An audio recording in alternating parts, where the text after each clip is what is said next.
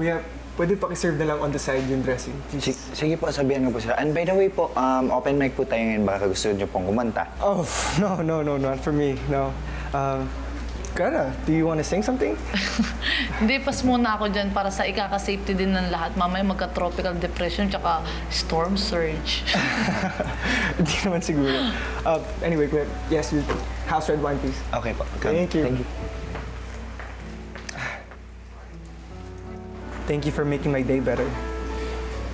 Akala ko talaga kay Eric ka sasama kanina. Sa masungit na yon.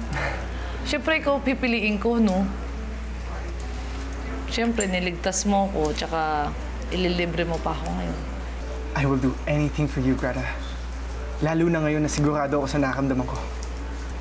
Nararamdaman?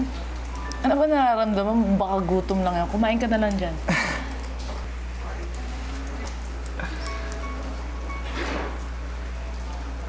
We have a very strong and undeniable connection, Greta. At never ko pa ito naramdaman para sa isang babae. Not even kay Blair. Kaya huwag mo sana isipin na nagmamadali ako. Pero sure na talaga ako. Mahal kita. At handa akong gawin ang lahat para sa'yo.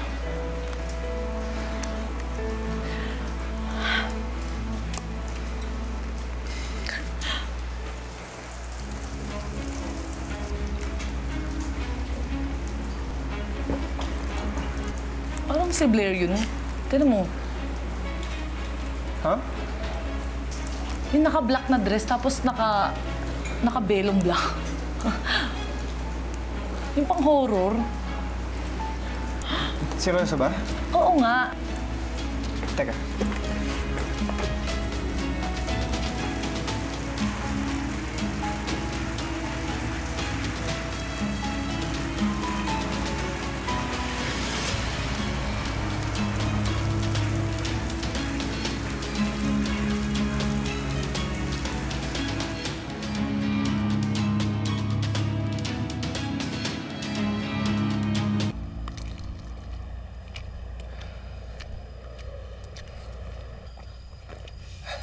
Greta.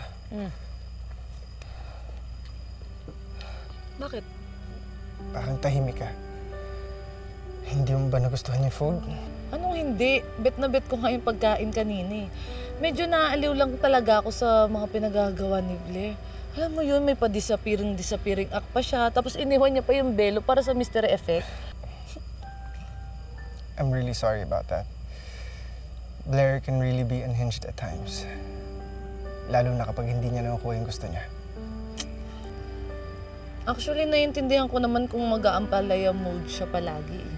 Kasi kung ako yung nasa sitwasyon niya, masasaktan din ako. Ikaw ba naman yung hindi tuluyan ng taong pakakasalan mo? Nakakaawa nga siya eh. Diba? Tara. Tara na.